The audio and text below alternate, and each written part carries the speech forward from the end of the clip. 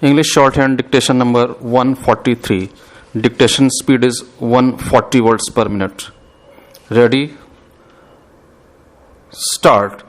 Sir, I want to thank the Honorable Minister and congratulate him for rolling out the long overdue national education policy.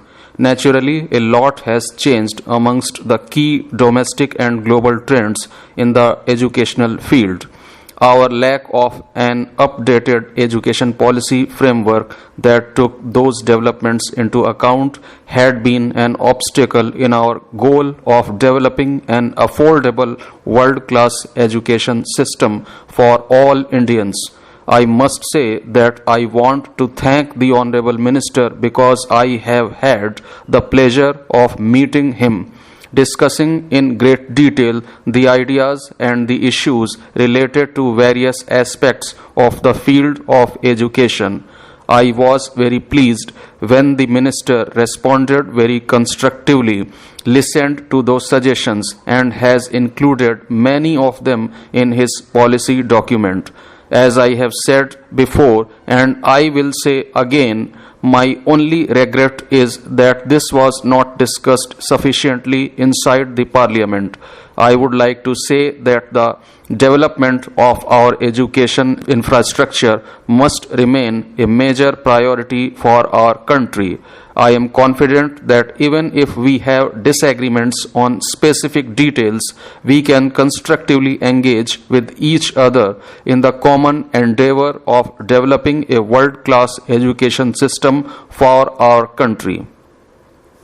On that spirit of constructive deliberation, I would like to share few concerns that I have with the allocation in the Union budget for the Ministry of Education, which threatens to stifle the rollout of a truly ambitious national education policy at a time when the ministry is seeking to roll out a serious and broad policy framework that would be the cornerstone of a sweeping change in our education system. It is indispensable that there be adequate budgetary allocations to facilitate the smooth implementation of policy.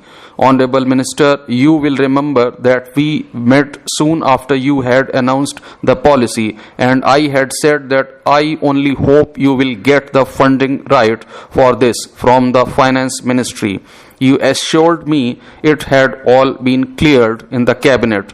Unfortunately, the reality today is that the budget has been characterized by a rather bizarre series of cuts to the overall budget of the Ministry of Education. Instead of having allocations commensurate with the soaring ambitions of the national education policy, we have a shocking but evident disconnect between the targets outlined in the national education policy and the financial support being offered by the Honorable Finance Minister. Any hope for positive developments in our primary and higher education system has been effectively handicapped by the budget allocations. The members suggest that education is not a priority for this government.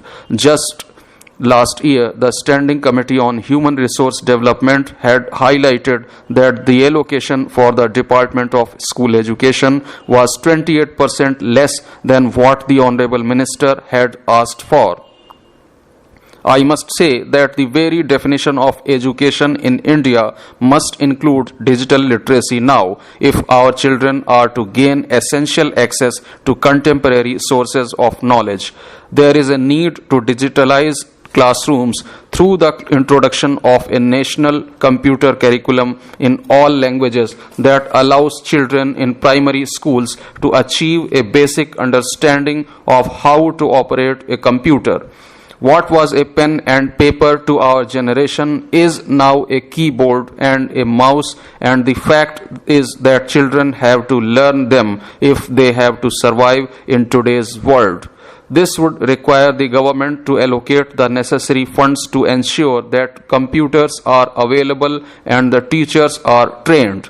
With the existing barriers and dividers of class, caste, gender, etc., it is likely that the current push towards online education will actually divide our society more unless we can find money for them. If we want to make it a tool for progress, we have to find the funding. It was really disappointing to note that there was no mention in the Honorable Finance Minister's speech of any attempt to address the challenges of online education, digital divide, no provisions to compensate for education lost during the pandemic, not even a roadmap for those who have been separated from the fold because of these barriers within our system. I am really hoping that the Honorable Minister for Education will address these issues when he replies to us today. I applaud the desire of the Minister to develop world-class universities in India, and I support him in wanting to have campuses of eminent foreign universities here. But that should not be at the expense of funding your existing central universities. Their grants have declined by roughly rupees 1,000 crore when compared to the revised estimate of the previous year. Similarly, despite warning signs and the pandemic, the allocations for research and innovation have actually fallen from already paltry levels in the current financial year. That is a 25% cut, making us the only country to chart such a course of action on research after the events of last year. I appreciate the hard work that the Minister has put in to reforming the education system. These underwhelming allocations actually let him down badly. His own government has let him down. The Honorable Minister should ensure that we discuss the national education policy in Parliament at some point, and the temple of democracy should not be reduced to a notice board or just a budget counting exercise. But I do want to say that since our higher education has been so process oriented and outcome oriented, we need to really make an effort to ensure that your ministry's requirements are properly funded. Honorable Chairman, sir, children must be taught about the needs of the society, including various levels regarding their role in the development of society by including syllabus in subjects at primary level only. All schools and colleges in the country must come under one roof, having the same course, same syllabus, same plan of buildings, designs and infrastructure, uniform school dress, and the students must be provided everything free up to 12th standard of education under government sector only. Government must promote collaboration between Indian higher education institutes and top international institutes, and also generate linkages between national research laboratories and research centers of top institutions for better quality and collaborative research to achieve good results. Steps may also be taken to engage with students regularly to help them overcome anxiety and stress to face examinations. Digital education is a welcome step, and involvement of radio and television may be made compulsory to enhance the education system, and responsibility must be fixed on them. The government is also helping the students financially to study abroad for the higher courses, and there must be a policy for a certain period for their stay abroad so that they can come to India and serve the nation, and we can utilize their knowledge and skill for the overall growth of our nation.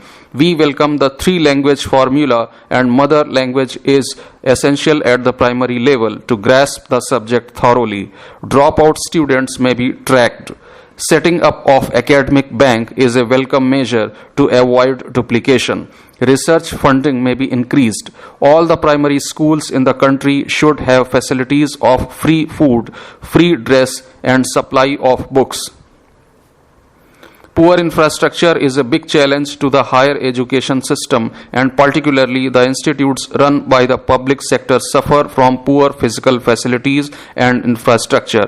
Faculty shortages and the inability of the state educational system to attract and retain well-qualified teachers have been posing challenges to quality education for many years.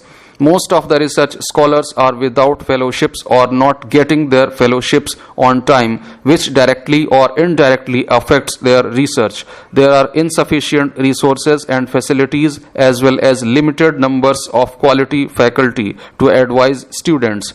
Moreover, Indian higher education institutions are poorly connected to research centers and to industries where the students' skill can be utilized. Management of Indian education faces challenges of over-centralization, bureaucratic structures, and lack of accountability, transparency, and professionalism. As a result of the increase in the number of affiliated colleges and students, the burden of administrative functions of universities has significantly increased, and the core focus on academics and research is diluted.